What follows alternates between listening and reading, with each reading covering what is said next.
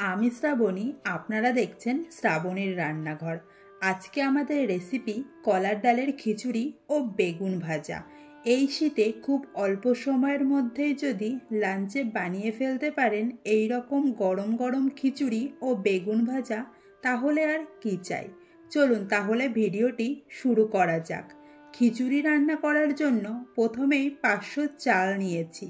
যেহেতু কলার ডালের খিচুড়ি করব, এই জন্য এখানে নিয়ে নিচ্ছি 250 কলার ডাল। চাল ও ডাল খুব ভালোভাবে ধুয়ে নেব।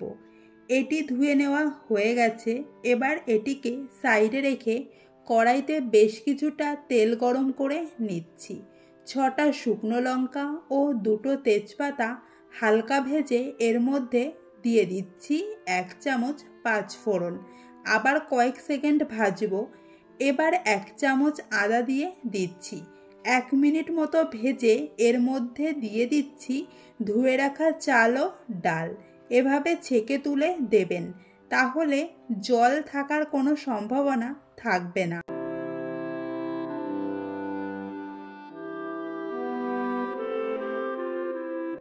এর সাথে অ্যাড করব 1 চামচ লবণ ও 1 চামচ হলুদ গুঁড়ো। চাল ও ডালের সাথে খুব ভালোভাবে মিশিয়ে নিচ্ছি। দেখতেই পাচ্ছেন খুব ভালোভাবে মেশানো হয়ে গেছে। এবার এটিকে সাইডে রেখে একটি সসপ্যানে জল বসিয়ে দেব।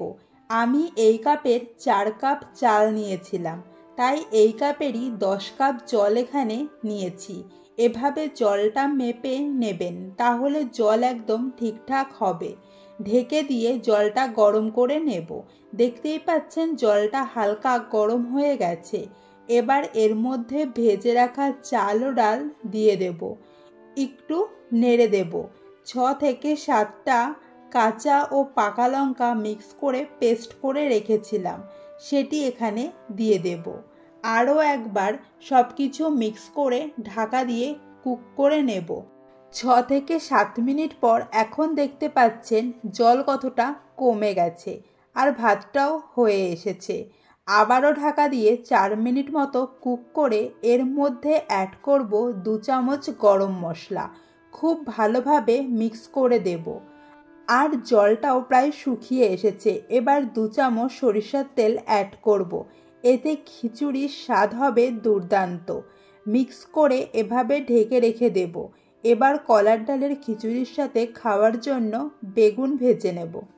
এর জন্য বেগুনগুলোকে কেটে 1/2 চামচ লবণ, 1/2 চামচ হলুদ গুঁড়ো ও সামান্য চিনি দিয়ে খুব ভালোভাবে মিশিয়ে নেব। কড়াইতে তেল গরম করে একটা একটা করে বেগুন দিয়ে দেব। 2 মিনিট পর উল্টে দেব।